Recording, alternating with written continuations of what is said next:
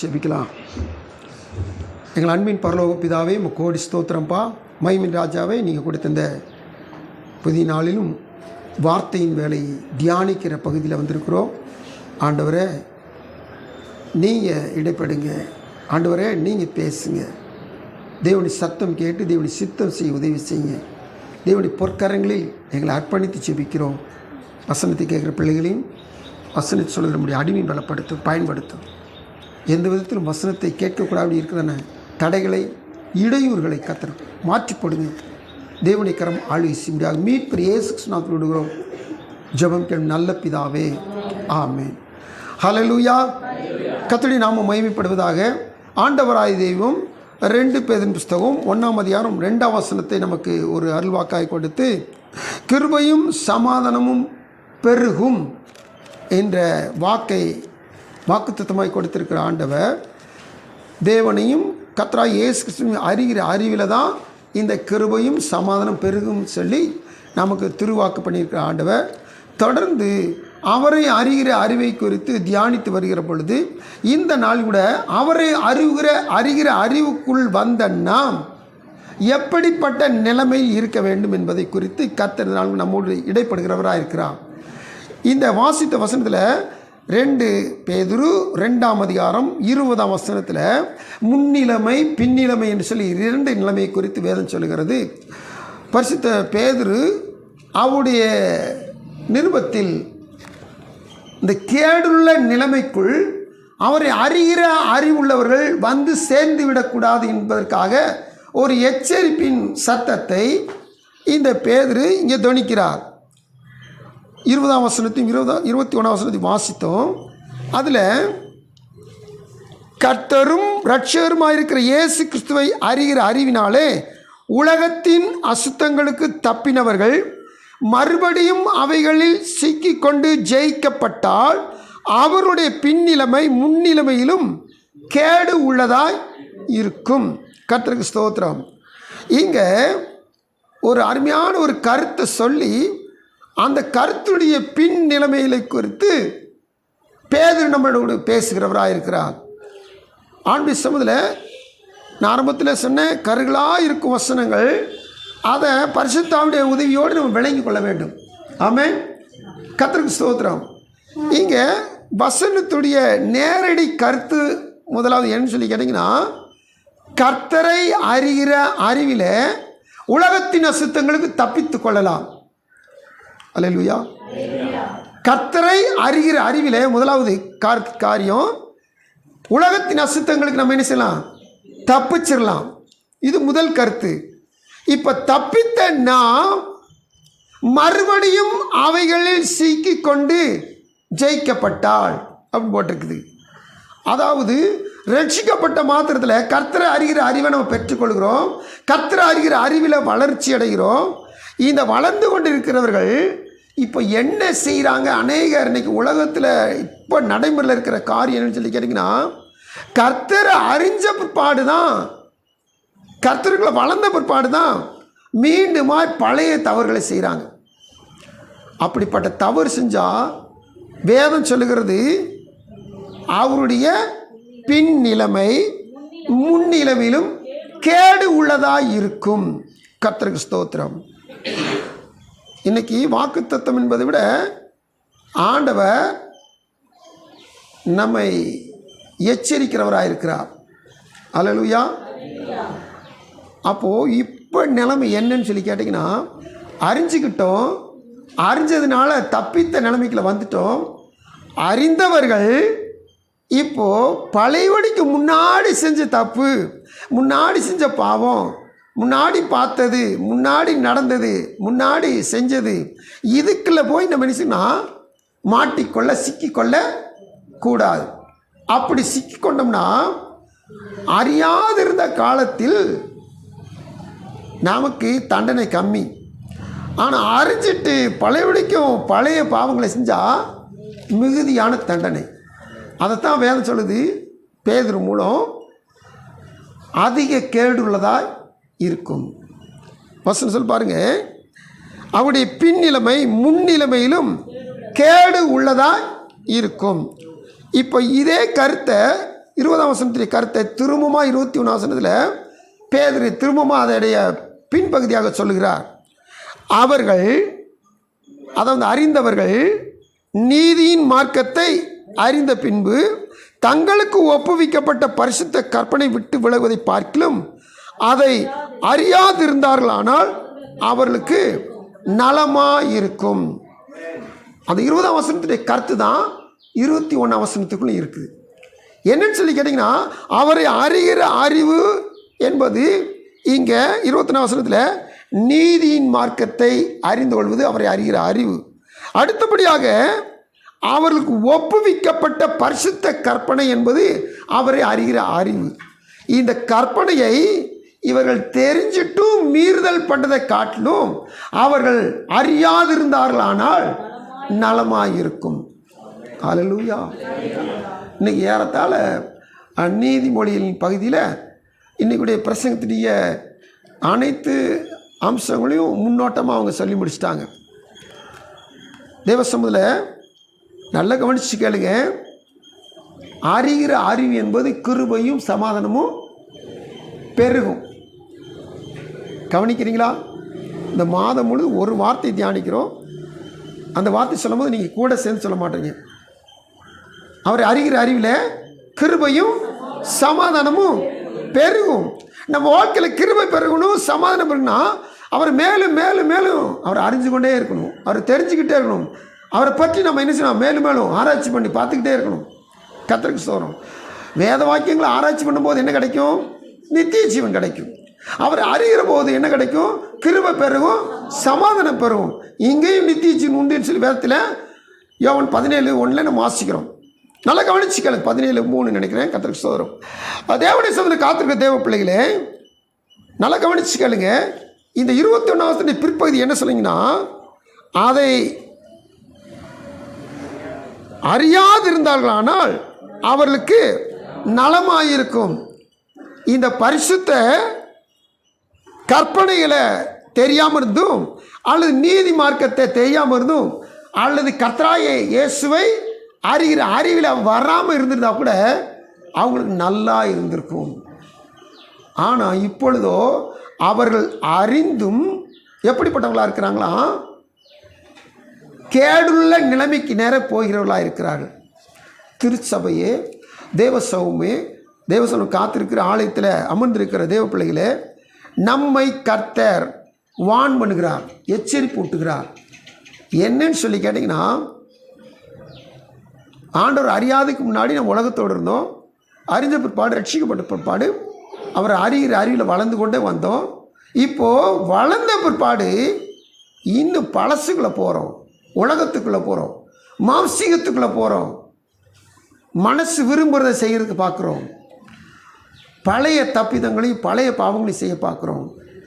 இதுதான் வேறு சொல்லுது, இவங்களுடைய பின்னிலைமை முன்னிலைமையில் மிகவும் கேடுதலாக இருக்கும். இவங்க இப்படி அறிஞ்சு கேடுள்ள நிலைமைக்கு போகிறதை பார்க்கலாம் அறியாது இருந்தார்களானால் நலமாயிருக்கும். அருமையான ஊழியக்காரி சொன்னாங்க, இந்த யூதாசை குறித்து, அவன் காட்டி கொடுத்து தப்பு செஞ்சிட்டான், பாவம் செஞ்சிட்டான். அந்த யூதாசை குறித்து ஆண்டு சொல்லும்போது சொல்கிறாரு, அவன் பிறவாதிருந்தானால் அவனுக்கு நல்லா இருந்திருக்கும், நலமாயிருக்கும். என்னோடு கூட பந்தியிலே அப்பம் புசிக்கிறவன் என் மேலே தன் குதிகாலை தூக்கினான். என்ன ஒரு பாவகரமான செயல்! அவர் கூடயே இருந்துட்டு, அவருடைய சகல காரிச்சிட்டு இப்போ அவரே மிதிக்க பார்க்குறான். எவ்வளோ மோசமான காரியம்! கர்த்தரும் ரட்சகமாக இருக்கிற இயேசு கிறிஸ்துவை அறிகிற அறிவுக்கு வந்த பிற்பாடு நாம் பழசை போய் நம்ம தொட்டு பார்த்தோம்னா, பாவங்களை செஞ்சோம்னா, 22ஆம் வசனம் சொல்லுது, நாய் தான் கக்கினதை தின்னவும் கழுவப்பட்ட பன்றி சேற்றில புரளவும் கர்த்தருக்கு ஸ்தோத்திரம். அருவருப்பான காரியம். ஆனால் எழுதியே ஆகும்னு எழுதிட்டார் பேதுரு. நாயை போல் இருக்கவே கூடாது. நாய் வாழக்கூடவே கூடாது. நாய் நன்றி உள்ளது அப்படின்னு சொல்லுவாங்க, நல்லது தான். ஆனால் நாய்கிட்ட இருக்க மோசமான சுபாவம் அது அதை கக்குவதை தின்று. மற்ற எந்த பிராணிகளும் மற்ற எந்த மனுஷர் ஜீவிதம் யார் இந்த காரியத்தை என்ன செய்ய மாட்டாங்க, செய்யவே மாட்டாங்க. அது ஒன்றுட்ட தான் அந்த பழக்கம், அந்த சுபாவம் இருக்குது. நாய் சுபாவம் மனுஷன்ட்ட என்ன செய்யக்கூடாது. என்ன அர்த்தம்? வேண்டான்னு ஒதுக்கிட்டோம், விக்கிரகத்தை ஒதுக்கிட்டோம், பாவத்தை ஒதுக்கிட்டோம், மாயையை ஒதுக்கிட்டோம், துன்மார்க்கத்தை ஒதுக்கிட்டோம். இனி போய் இந்த துன்மார்க்கத்தை தொட்டு பார்க்கக்கூடாது. அது எப்படி இருக்குன்னு சொல்லி ருசி பார்க்க அது பக்கத்தில் என்ன செய்யக்கூடாது, நிற்கவே கூடாது. தேவசத்தில் காத்திருக்க தேவ பிள்ளைகளே, நாய் தான் கக்கினதை தின்னவும் கழுவப்பட்ட பன்றி சேற்றிலே புரளவும் திரும்பினது என்று சொல்லப்பட்ட மெய்யான பழமொழி.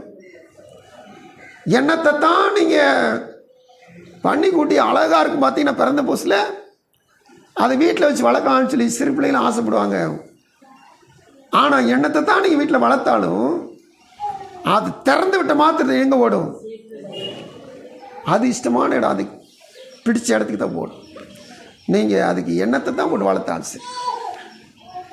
தேவசமன் காத்திருக்க தேவ பிள்ளைகள், பழசை எந்த காரணத்து கொண்டும் ரட்சிக்கப்பட்ட பிள்ளைகள் திரும்பி பார்த்துடவே கூடாது. திரும்பி பார்த்தா உப்பு தூணாக தான் மாறணும். ஐயோ என் சொத்தெல்லாம் விட்டுட்டு வரனே அப்படி சொல்லி லோத்துடைய மனைவி திரும்பி பார்த்தாங்க. ஆண்டவர் தான் தப்பிச்சு போன்றாரு, தப்பிக்க வச்சுட்டாரு. அவர் பிழைப்பூட்ட மாட்டாரா? அவர் நடத்த மாட்டாரா? அவர் சர்வ வல்லமையுள்ள தெய்வம், எல்லாவற்றையும் தந்தருகிற யெகோவா ஈரே. அவர் நடத்துவாரா நடத்த மாட்டாரா? நிச்சயமாக நடத்துவார். ஆனால் நான் இவ்வளவு விட்டுட்டேனே, பழசை விட்டுட்டேனே, இவ்வளவு கோடி சேர்த்து வச்சுருந்தானே கணவன். ஏன்னு சொன்னீங்கன்னா, ஆபிரகாமும் லோத்து ஒரு இடத்துல இருக்கும்போது அவ்வளவு மந்தை இருந்துச்சு, லோத்துக்கு பூமியே தாங்கக்கூடாமல் இருந்துச்சு. ஆனால் இதெல்லாம் விட்டுட்டு போனவங்களுக்கு மன வருத்தம் தாங்க முடியல. லோத்து சம்பாரிச்சுன்னு போயிட்டான், பிள்ளைகளும் போயிட்டாங்க. லோத்து மனை மட்டும் ஐயோ இவ்வளவு நஷ்டமாகுதே. திரும்பி பார்த்தாங்க, ஃபுல்லாக உப்பு தூணா மாறிட்டாங்க. எந்த காரணத்தை கொண்டும் பழசு வேண்டாம், பழைய பாவம் வேண்டாம். சரி, இப்போது தியானத்துக்குள் வரப்போகிறோம். ஆண்டு சமூகத்தில் இந்த பேதுரு கர்த்தரும் ரட்சகருமா இருக்கிற இயேசு கிறிஸ்து அறிகிற அறிவினால் உலகத்தின் அசுத்தங்களுக்கு தப்பினவர்கள் என்று ஏன் இதை இப்போது இவர் மென்ஷன் பண்ணி காமிக்கிறார்? இந்த இடத்துல இந்த வசனத்தை ஏன் இப்படி குறிப்பிடுகிறான்னு சொன்னீங்கன்னா, இவர் சில காரியங்களை சொல்லிட்டு வர்றார். அப்படி வரும்போது ஒரு மனுஷனை முக்கியமாக அவர் குறிப்பிட்டு காட்டுகிறார், கோடிட்டு காட்டுகிறார். அது யாருன்னு சொல்லி கேட்டிங்கன்னா, பிலேயாம் என்று சொல்லப்படுதுன்னு ஒரு மனுஷன். இந்த வசனத்தை வாசிக்கும்போது பாருங்கள், பிலேயாம் என்று சொல்லுகிறவன் ஒரு பிரசித்தி பெற்ற ஒரு தீர்க்கதரிசி. இந்த பிலேயாம் எதை சொல்கிறானோ அது அப்படியே நடக்கும்.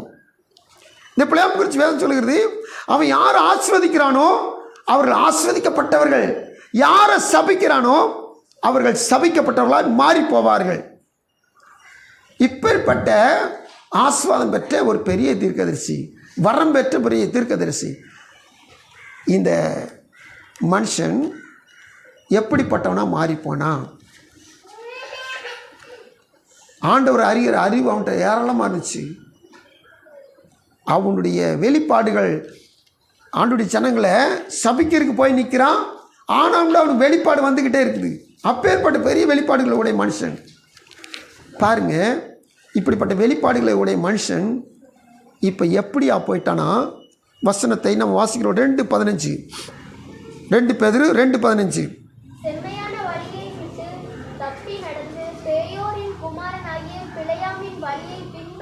ஒரு சில பெரிய கூட்டத்தை சொல்லிக்கிட்டே வரார். அதாவது 13-14 கூட நான் வாசிக்கிறேன். இவர்கள் ஒரு நாள் வாழ்வை இன்பம் என்றெண்ணி கரைகளும் லட்சியலுமாக இருந்து உங்களோட விருந்துண்கையில் தங்கள் வஞ்சனைகளினால் உல்லாசமாய் வாழ்கிறவர்கள். இதெல்லாம் பாவகரமான செயல் செய்கிற ஒரு கூட்டம். விபச்சார மயக்கத்தால் நிறைந்தவர்களும் பாவத்தை விட்டு ஓயாதவருமாயிருக்கிற கண்களை உடையவர்கள், உறுதி இல்லாத ஆத்மாக்களை தந்திரமாய் பிடித்து பொருளாசைகளில் பழகின இருதயத்தையுடைய சாபத்தின் பிள்ளைகள், செம்மையான வழியை விட்டு தப்பி நடந்து பேயோரின் குமாரனாகிய பிலேயாமின் வழியை பின்பற்றி போனவர்கள் அவன் அநீதத்தின் கூலியை விரும்பி. கர்த்தருக்கு ஸ்தோத்திரம். இந்த பிழையாம் நான் ஆரம்பத்தில் சொன்னேன், பெரிய எதிர்காலத்தை குறித்து பெரிய தரிசனம் பெற்ற தீர்க்கதரிசி. இவ யாரை பார்த்து என்ன சொன்னாலும் அப்படியே பலிக்கும். அப்போது கர்த்தர் 100க்கு 100 அவன்கிட்ட இருக்கிறாருன்னு அர்த்தம்.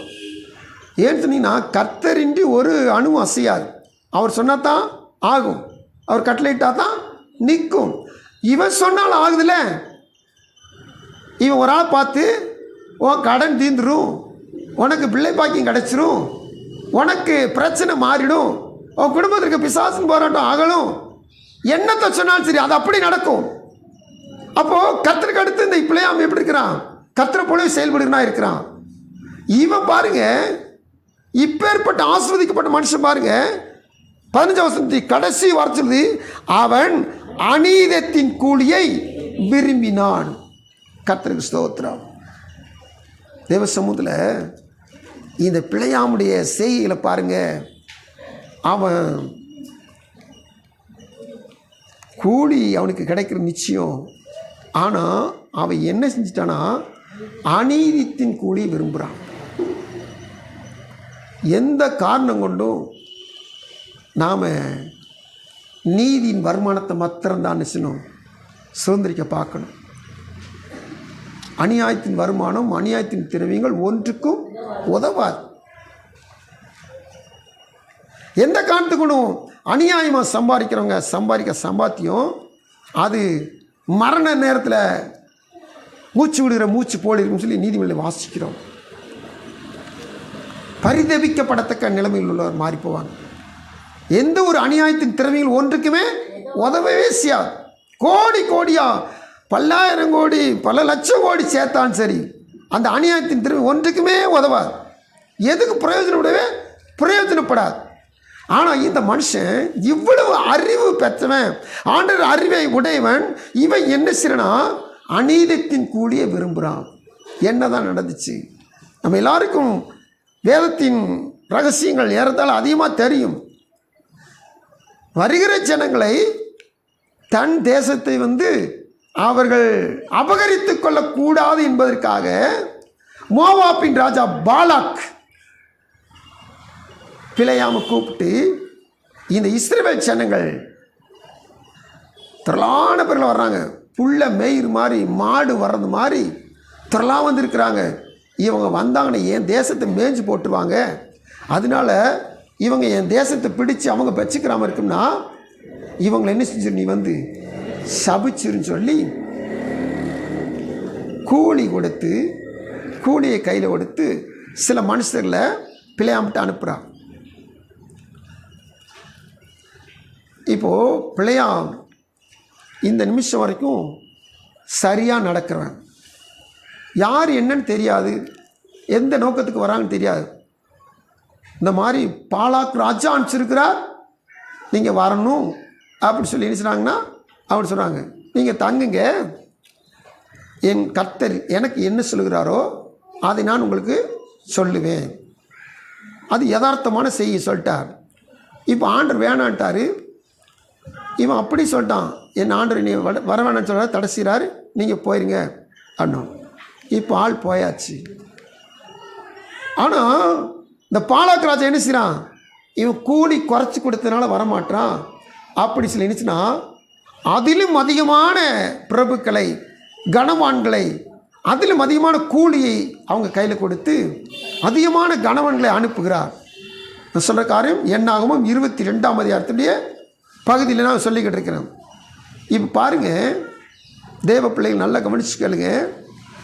இப்போ வர்றாங்க, வர்றவங்கள்ட்ட இந்த பிழையாம என்ன சொல்கிறான், ஒரு தடவை சொன்னதான் நீங்கள் அடுத்து என்ன செய்யக்கூடாது, நீங்கள் வந்திருக்கவே கூடாது, இப்படி தான் சொல்லியிருக்கணும். ஆனால் அவனுடைய இறுதி என்ன சொல்லுது, இப்போது வந்துட்டீங்க, ஞாயிற்று என்ன செய்யுங்க, இன்றைக்கும் ராத்திரி நீங்கள் என்ன செய்யுங்க, தங்கிருங்க.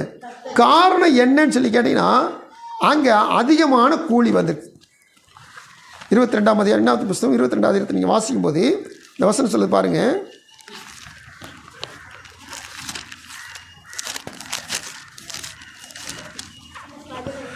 17ஆம் வசனம்.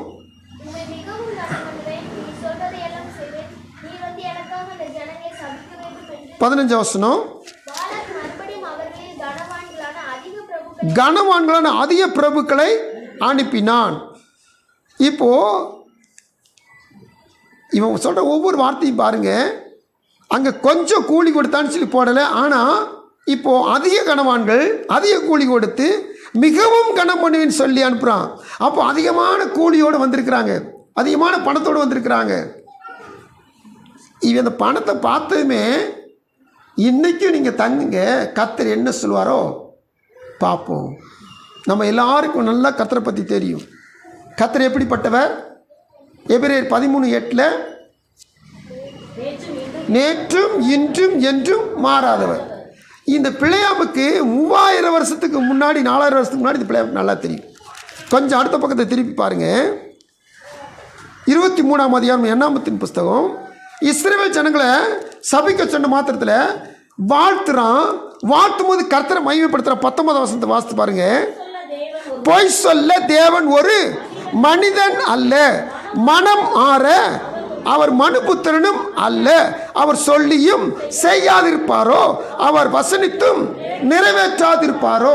அப்போ இந்த தேவனை பற்றிய அறிவு யாருக்கு இருக்கு? பிள்ளையாமுக்கு நல்லா இருக்குது. அவர் மனம் மாற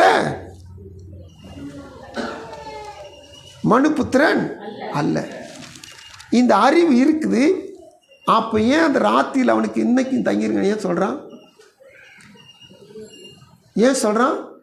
அநீதத்தின் கூலியை விரும்புகிறான். தேவசன் காத்திருக்க தேவ பிள்ளையில உண்டாயிருப்பது போதும் என்றிருக்க கடவோம் சொல்லி வேதம் சொல்லு. எந்த காரணத்தை கொண்டும் அந்த நம்ம யோவான் ஸ்நான்கிட்ட ஞானஸ்நானுக்கு அநேகர் வர்றாங்க, ஆயக்காரர் வர்றாங்க, அப்போது சேவகர்கள் வர்றாங்க, சிப்பாய்கள் வர்றாங்க. அப்போ சிப்பாய்கிட்ட அந்த யோவான் என்ன சொன்னார்?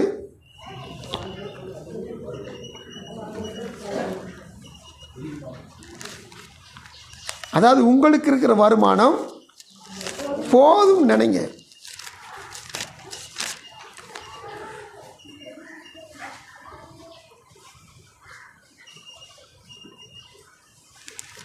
லூக்கா 3ஆம் அதிகாரத்தில் இருக்கோம்.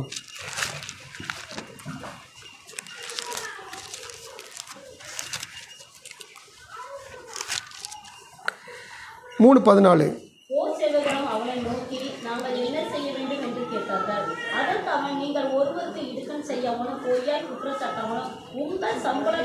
உங்கள் சம்பளமே போதும் என்று இருங்கள். கர்த்தருக்கு ஸ்தோத்திரம். தேவசல காத்திருக்க தேவ பிள்ளைகளே, சம்பளம் வாங்குறோமா? போதுமானது, அந்த சம்பளமே போதும். மிதமிஞ்சி செலவழிக்கிறதுன்னா இன்னும் சேர்த்து உழைக்கணும். அல்லாட்டா வருகிற வருமானத்தை அதில் என்னச்சுன்னா செலவு செஞ்சு குடும்பத்தை நடத்தணும். இன்னும் தேவையா கர்த்தர்கிட்ட தான் கேட்கணும். அல்லேலூயா. நீங்கள் நல்லா கவனித்து பாருங்கள். இவன் போய் ஒருத்தனை ஆசீர்வதிச்சு அவன் ஆசீர்வதிக்கப்படுறான். அப்போது ஆசீர்வதிக்கப்படுறவன் கண்டிப்பாக பிள்ளையாமுக்கு நன்மை செய்வான்னு செய்ய மாட்டானா? நிச்சயமாக செய்வான்.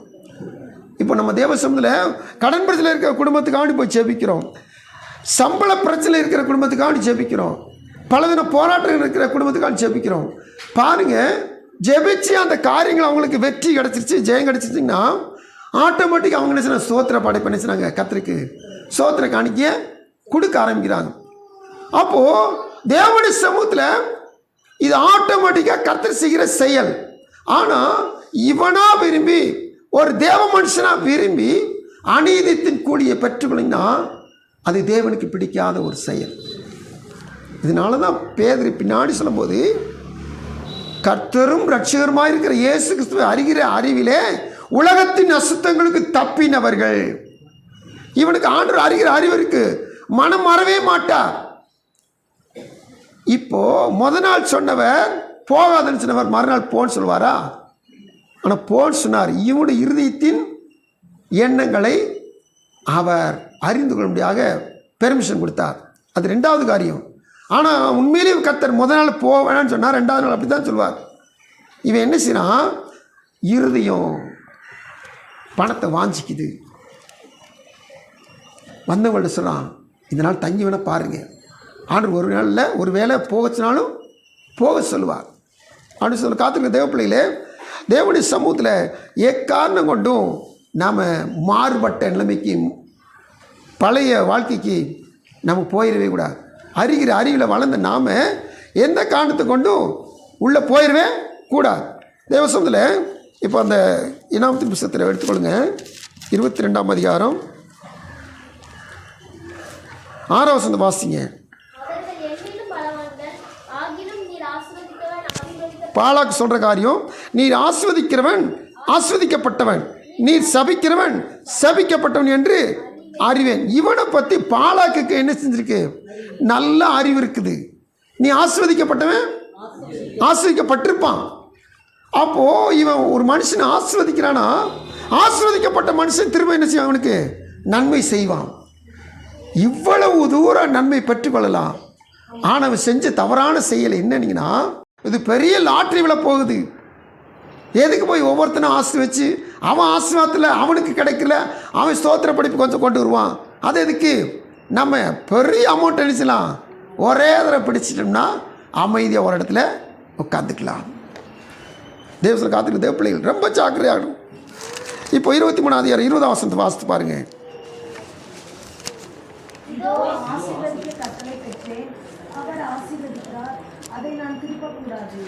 ஆண்டரை பற்றி இவனுக்கு எவ்வளவு அறிவு இருக்கு பாருங்க. ஆசீர்வதிக்க கட்டளை பெற்றேன், அவர் ஆசீர்வதிக்கிறார், நான் அதை திருப்பக்கூடாது. இஸ்ரவேல் ஜனங்களை குறித்தான ஒரு வெளிப்பாடு நல்லா இருக்குது. அவர் ஆசீர்வதிக்கிறவர் இஸ்ரவேலை. ஆனால் இதெல்லாம் தெரிஞ்சுக்கிட்டு அவன் என்ன செய்றான்? திரும்பவும் போய் ஒரு இடத்துல போய் நிற்கிறான். இங்கே வந்து நில்லு, இங்கே வந்து பின் பாளையத்தை பார்த்து சபி, இங்கே வந்து நில்லு, இங்கே தூரத்துலேருந்து சாபம் போடு, இங்கே வந்து நில்லு, இங்கே வந்து அவங்களை அந்த மலை குன்றி மேலேருந்து அவங்களுக்கு சாபம் போடு. என்னென்ன பாலாக்கு சொல்கிறானோ அத்தனை கேட்டு கேட்டு நினைச்சான், பின்னாடி போயிட்டே இருக்கான். என்ன காரணம்? 24:1 வாசித்து பாருங்க.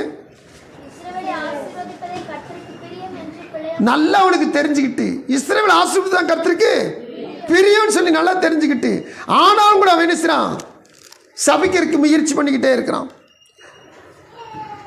இதெல்லாம் சொல்லிட்டு இவன் வாய் சொல்லுது, முன்னாடி ஒருத்தரும் பின்னாடி ஒருத்தரும், இவன் உதடு சொல்லுது. ஆனால் அவருடைய உள்ளமோ அநீதித்தின் கூலி விரும்புது. என்ன இவன் வாய் சொல்லுது பாருங்க. 12ஆம் வசனத்தில் 24:12 பாலாக்கை நோக்கி,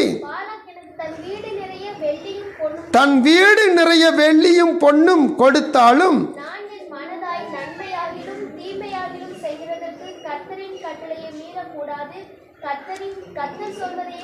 கர்த்தர் சொல்வதையே சொல்வேன். நல்லா கவனிச்சு கேளுங்க. கர்த்தர் சொல்வதையே சொல்வேன். இது வரைக்கும் ரொம்ப உறுதியாக இருக்க மாதிரி பேசுகிறான், ஆனால் உண்மையிலேயே உறுதி கிடையாது. வீடு நிறைய வெள்ளியும் பொண்ணும் கொடுத்தாலும் கர்த்தர் சொல்கிறது எதுவோ, கர்த்தர் செய்ய சொன்னது எதுவோ அதுதான் செய்வேன், மற்ற எதுவும் செய்ய மாட்டேன். இப்போ சொன்ன மாத்திர பாலாக் ராஜா என்ன செஞ்சிட்டான்? நீ ஓடி போயிரு, நீ என்ன செய்யாத, இங்கே தங்காத, தாபரிக்காத, நீ இடத்துக்கு என்ன செய்ரு, ஓடியே போய் துரத்தி விடுறான். ஆனால் இவனுக்கு போகிறதுக்கு மனசு இல்லை. தேவசனம் காத்துக்கு தேவ பிள்ளைகளே, 24ஆம் வசனம், 24ஆம் அதிகாரம் 25ஆம் வசனம், 25ஆம் அதிகாரம் 1 வசனம்.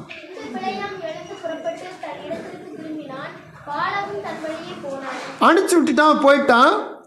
இஸ்ரவேல் சீத்திமில் தங்கியிருக்க ஜனங்கள், அதாவது இஸ்ரவேல் ஜனங்கள் மோவாபின் குமாரத்திகளோட வேசித்தனம் பண்ண தொடங்கினார்கள். இந்த அதிகாரத்துக்கும் கடைசிக்கும், இந்த அதிகாரத்துக்கும் முதலுக்கும் என்ன நடந்துச்சு? இது பழைய ஏற்பாட்டில் வெளிப்படுத்தப்படாத ஒரு காரியம், புதிய ஏற்பாட்டில் வெளிப்படுத்தப்பட்ட ஒரு சம்பவமாக இருக்குது. என்னன்னு சொல்லி கேட்டிங்கன்னா, பெர்கமு சபைக்கு கர்த்தர் 7 சபைகள், ஒரு சபை பெர்கமு சபை, அந்த சபைக்கு தம்முடைய தூதனை வச்சு ஆண்டவர் பேசிக்கிட்டு வர்றார். அப்படி பேசும்போது சொல்கிறார் பாருங்க, வெளிப்படுத்தின விசேஷம் 2:14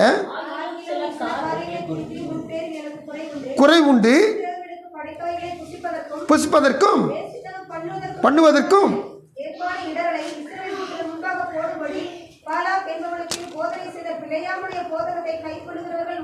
ஸ்தோத்திரம். இந்த போதகம் பண்ணிட்டு போயிட்டான். என்ன போதகம் பண்ணானா? என்ன போதகம் பண்ணிட்டான்? விக்கிரங்களுக்கு படைக்கப்பட்டவர்களை புசிப்பதற்கும். நீ கூலி தந்தையோ தரலையோ என்னை விரட்டி விட்டுட்ட. ஆனால் இப்போ நான் ஒரு ஆலோசனை சொல்கிறேன், எனக்கு கூலி நீ தன்னை போல தந்துடுவேன். ஆனால் இந்த கூலி பலன் இப்போ நடக்காது. நான் போய் கொஞ்ச நாளில் நீ ஒரு ஃபங்க்ஷன் வை, நீ ஒரு விழா கொண்டாடு, நீ ஒரு கொடை வச்சிரு. அந்த கொடைக்கு என்ன செஞ்சிரு? இஸ்ரவேல் ஜனங்கள் பக்கத்தில் தான் கூடியிருக்காங்க, பாளையம் போட்டிருக்காங்க, அவங்க எல்லாரும் கூப்பிடு. அவங்க வந்துட்டாங்கன்னா நீ விக்கிரகத்துக்கு படைச்சது பூரா அவங்க சாப்பிடுவாங்க. அவங்க என்ன செய்வாங்க? சாப்பிட்டுட்டு வாலிபர்கள் முன்னாடி உன்னுடைய பெண் பிள்ளைகளெல்லாம் அனுப்பிச்சி விட்டுரு. அவங்க தாறுமாறான காரியங்களை நடத்துவாங்க. இப்போது நீ ஒன்றும் அவங்கள்ட்ட யுத்தம் செஞ்சு அல்லது நான் ஒன்று சபிச்சு அவங்க கெட்டு போகவே மாட்டாங்க. இப்போ அவங்க தன்னை போல அவங்க தேவன் அவங்கள எண்ணிச்சிருவார், வெறுத்து தள்ளிடுவார். இந்த பயங்கரமான ஒரு ரகசியம் தேவ பிள்ளைகள் தெரிஞ்சு வச்சிருக்கோம். அல்லேலூயா. என்னது? என்னைய எந்த சத்ருவும் மேற்கொள்ளவே முடியாது. டைரக்டாக என்னை எந்த சத்ரு அடிச்சு போடவே முடியாது. ஆனால் பிசாசுடைய தந்திரம் என்ன தெரியுமா? நான் என் தேவனுக்கு பிடிக்காத செயல்களை செய்யும்போது என் தேவன் என் மேலே வெறுப்பு உண்டாகும். என் தேவனுடைய வெறுப்பு என் மேலே உண்டாகும். அப்போ நான் வெறுக்கிற மாதிரி என் தேவனுடைய வெறுப்பு என் மேல் வர்றது மாதிரி என் தேவனுக்கு பிடிக்காததை நான் செய்யும்படி என்னை தூண்டி விட்டுருவான் பிசாசு. அப்படி தூண்டி விடுகிற நேரத்தில் தான் சபை ஜாக்கிரதையாக இருக்கும். அல்லேலூயா. தெரிந்து கொள்ளப்பட்ட ஜனம், வேறு பிரிக்கப்பட்ட ஜனம், பரிசுத்த ஜனம். இந்த ஜனம் கர்த்தரை அறிஞ்சிருக்கிற அறிவை விட்டுட்டு திரும்பமாக பழைய நிலைமைக்கு என்ன செய்யக்கூடாது? போயிடவே கூடாது.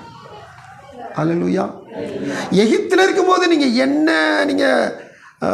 எந்த தெய்வத்தை கும்பிட்டீங்களோ, எப்படிப்பட்ட விபச்சாரம் வேஸ்தனம் பண்ணீங்களோ பரவாயில்ல. உலகத்தில் இருக்கும் ரட்சிக்கப்பட்ட முன்னாடி என்ன செஞ்சாலும் பரவாயில்ல. ஆனால் ரட்சிக்கப்பட்ட பிற்பாடு பஸ்கா பண்டிகை கொண்டாடின பிற்பாடு நீங்கள் என்ன செய்யக்கூடாது? விக்கிரங்களுக்கு படைக்கப்பட்டதை புசிக்கக்கூடாது. இன்னைக்கு திருச்சபையில் இருக்க தேவ பிள்ளைகள் ஆண்டவரை அறிகிற அறிவுக்கு வந்த பிற்பாடு நீங்கள் பழைய பாவத்தை செஞ்சிடக்கூடாது.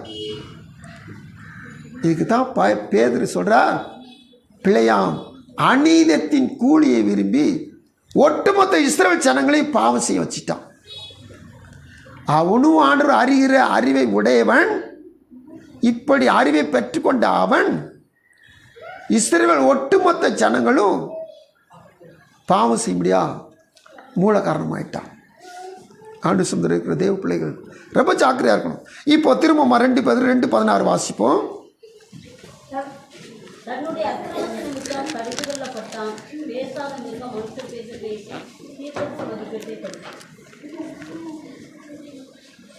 நல்லா கவனிச்சு பாருங்க. இங்கே ஒரு வார்த்தை பிழையாமுக்கு சொல்லப்பட்டிருக்குது.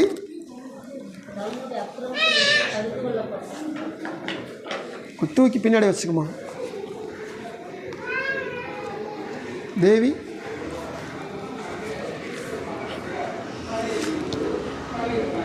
நல்லா கவனிச்சு பாருங்க.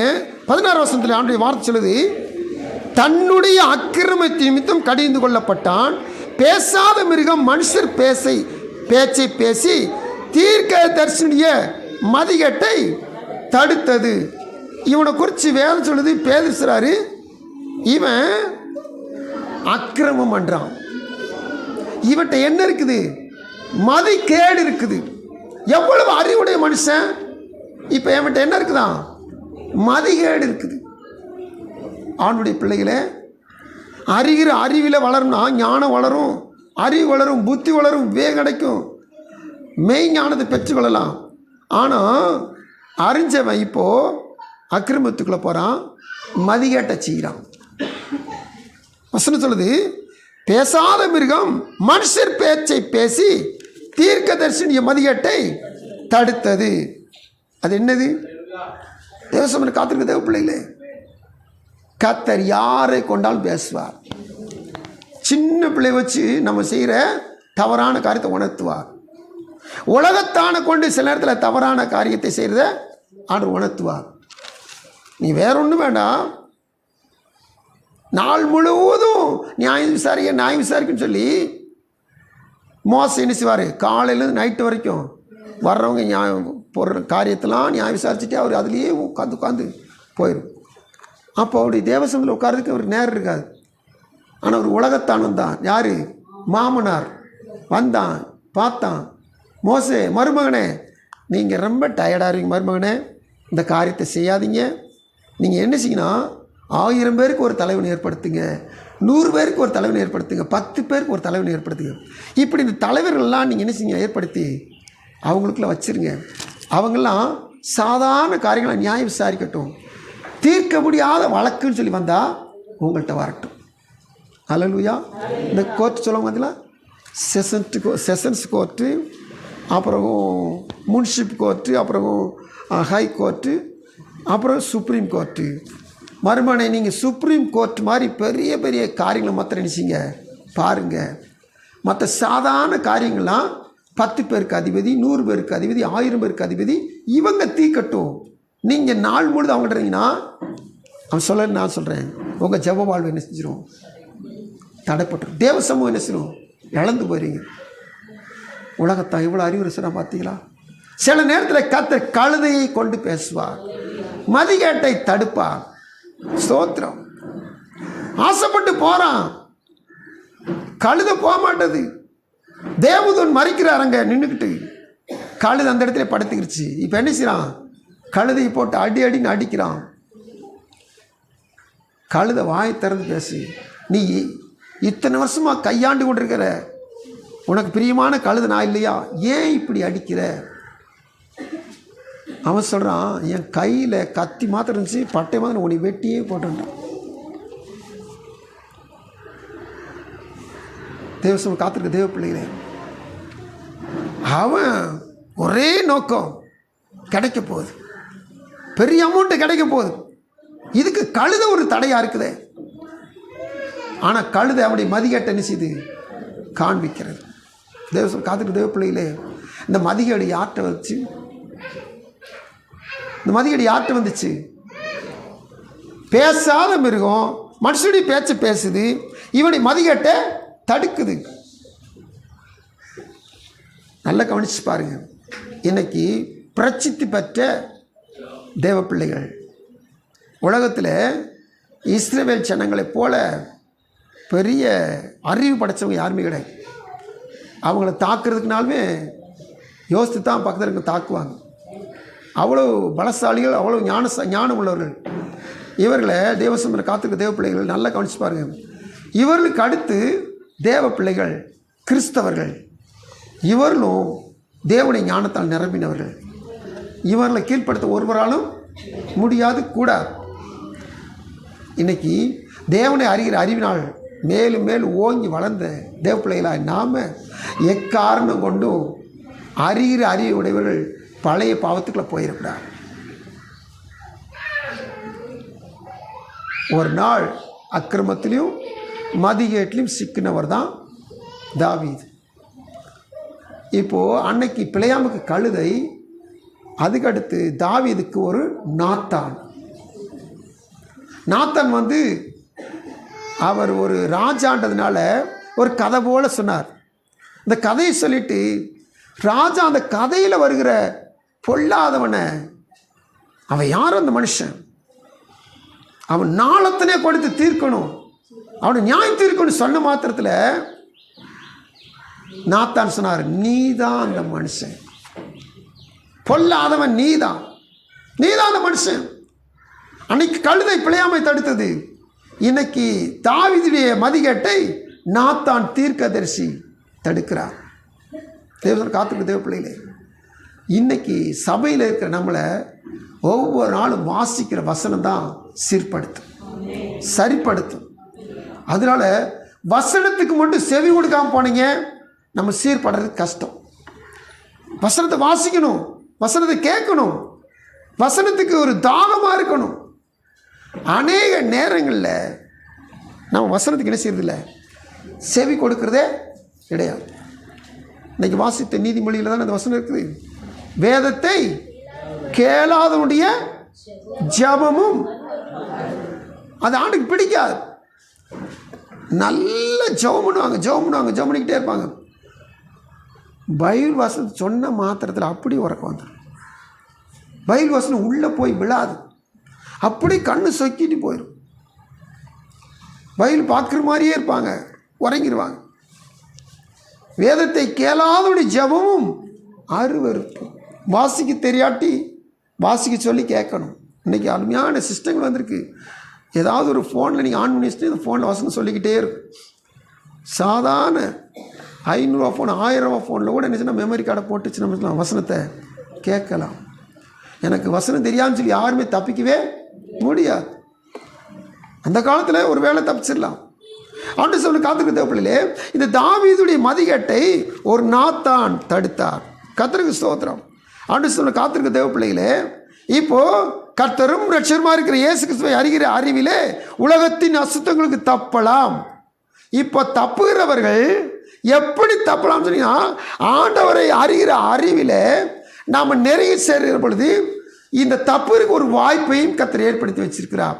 அதுதான் நம்ம நீதிமொழியில் அருமையான ஊழியக்கார தியானிகள் சொன்னாங்க. பார்த்தீங்களா, ஆண்டவர்கிட்ட போய் உணர்வுடன் பாவ மன்னிப்பு பெற்றுக்கொள்ளணும். ஒரு ஃபார்மாலிட்டிக்கு இல்லை, உள்ளூர உணர்வுடன் நிச்சயம் பாவ மன்னிப்பை பெற்றுக்கொள்ளணும். அப்படி பாவ மன்னிப்பு பெற்றுக்கொண்டாச்சுன்னா நிச்சயமாய் கர்த்தர் எல்லா அநியாயங்களையும் நீக்கி நம்மை சுத்திகரிக்க உண்மை உள்ளவராயிருக்கிறார். 51ஆம் சங்கீதம் முழுவதும் அவர் பாடி வச்சிருக்கிறார். 51ஆம் சங்கீதம் நீங்கள் வாசித்து பார்த்தீங்கன்னா அவர் பாவ மன்னிப்பு குறிச்சே சங்கீதம் பாடுறார். எக்காரணம் கொண்டும் இந்த உணர்வோடு கூட தேவசந்தர் மன்னிப்பு கேட்டால் அங்கே ஒரு நிச்சயம் ஒரு பாவ மன்னிப்பு உண்டு. இல்லாத பட்சத்துக்கு அநேகர் ஃபார்மாலிட்டிக்காக வேண்டி பாவ மன்னிப்பு கேட்பாங்க. வேண்டாம். ஆண்டவர் உள்ளத்தையும் உள்ளின் திரியங்களையும் அறிந்து வைத்திருக்கிறவர். நம்ம நினைவுகளையும் நினைவின் தோற்றங்களையும் அவர் அறிந்திருக்கிறவர். எப்படி மன்னிப்பு கேட்குறோன்னு அவருக்கு நல்லா தெரியும். எந்த காலத்துக்கும் யாரும் தப்பிக்கவே முடியாது. இந்த பாவ மன்னிப்பை தாவீது பெற்றுக்கொண்டார். அல்லேலூயா. தேவசனம் காத்துக்கிற தேவப்பிள்ளையிலே, எந்த காரணத்தை கொண்டும் இந்த பாவ மன்னிப்பை நாம் ஏதாவது பஞ்சத்தில் கூட பெற்றுக்கொள்ளலாம். இந்த உணர்வை நம்ம எப்படியாவது ஒரு பஞ்சத்தில் பெற்றுக்கொள்ளலாம், ஒரு அனுபவத்தில் பெற்றுக்கொள்ளலாம்.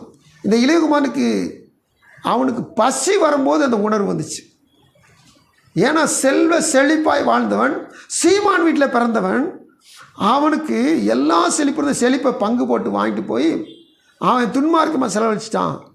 இப்போது எல்லாருக்கும் கூப்பிட்டு சாப்பாடு தேவையான போதைகள் எல்லாம் வாங்கி கொடுத்தவன் இன்றைக்கி ஒருவேளை சாப்பாட்டுக்கு வழி இல்லாமல் பன்றி திங்கிற தவிட்டுக்கு ஆசைப்படுறான். அது அவனுக்கு கிடைக்கவில்லை. அப்போ தான் அவனுக்கு புத்தி தெளியுது, உணர்வு வருது. இவன் உணர்வு வந்த மாத்திரத்தில் பாவ மன்னிப்பை முதல்ல உள்ளத்தில் அறிக்கை செய்கிறான். அதுக்கடுத்து எழுந்து போய் தன் தகப்பனத்தை அறிக்கை செய்கிறான்.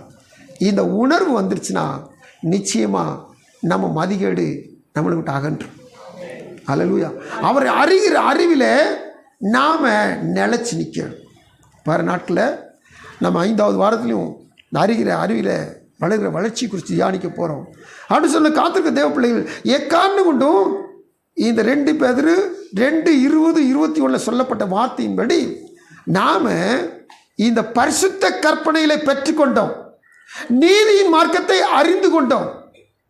கவனிக்கிறீங்களா? நமக்கு ஒப்புவிக்கப்பட்டது என்னதான்? பரிசுத்த கற்பனை கர்த்தர் நம்மகிட்ட என்ன செய்திருக்கிறாரு? ஒப்புவிச்சிருக்கிறார். இந்த ஒப்புவிக்கப்பட்ட கற்பனைகளை நாம் கற்றுக்கொண்டு அதன்படி நடக்கணும். அதுக்கடுத்து நாம் இந்த நீதியின் மார்க்கத்தை கற்றுக்கொண்டவர்கள் இந்த மார்க்கத்தில் நடக்கணும். இந்த மார்க்கத்தை தப்பிட்டோம், அக்கிரமத்துக்குள்ளே போயிடுவோம், அப்புறம் விழுந்துருவோம். வேதத்தில் ஆண்டவர் இந்த ரோமர்கள் நிறுவனத்தில் 1ஆம் அதிகாரத்தில் சில காரியங்களை சொல்கிறார். சொல்லும்போது பார்த்தீங்கன்னா இந்த ஆண்டவரேவும் இவர்களை எங்கே ஒப்பு கொடுக்குறாருன்னா ரோமருக்கு எழுதி நிருபம் முதலாம் அதிகாரம் 24 வசனத்தை வாசிங்க. அவர்கள் தங்கள் இருதயத்திலுள்ள இச்சைகளினாலே ஒருவரோடு ஒருவர் தங்கள் சரீரங்களை அவமானப்படுத்தத்தக்கதாக தேவன் அவர்களை அசுத்தத்திற்கு ஒப்பு கொடுத்தார். தேவன் அவர்களை அசுத்தத்திற்கு ஒப்பு கொடுத்தார். நீங்கள் கர்த்தருக்கு சுத்தமான வீட்டில் போய் 21 வசனத்திலிருந்து 32 வசனம் வரைக்கும், அதாவது கடைசி வரைக்கும் வாசித்து பாருங்கள். கொஞ்சம் திரும்பி திரும்பி வாசித்து பாருங்கள். இப்போது ஆண்டவர் அசுத்தத்திற்கு என்ன செய்கிறாராம்? அதே பொல்லாங்கு, அதே அசுத்தத்துக்கு போய் கர்த்தர் என்ன செய்கிறாராம்? இவங்க யார்? கர்த்தர் அறிகிற அறிவில் வளர்ந்தவங்க. இவங்களை எங்கே ஒப்பு கொடுக்குறாராம்? தேவ பிள்ளைகளே, ஜாக்கிரதை. நீங்கள் முன்னிலுமிலும் பின்னிலுமே கேடுகளதாக இருக்கின்ற வார்த்தையை தியானித்து கொண்டு நாம் எந்த காரணத்துக்கு கர்த்தரே பார்த்து நம்மளை நரகத்துக்கு போன்னு சொல்லி அனுப்பிச்சிட்டா அதை போல் மோசமான நம்முடைய வாழ்க்கை எதுவும் கிடையாது. அடுத்தபடியாக நம்ம வாசிக்கிற அந்த ரோமர் 1:28 வாசித்து பாருங்க.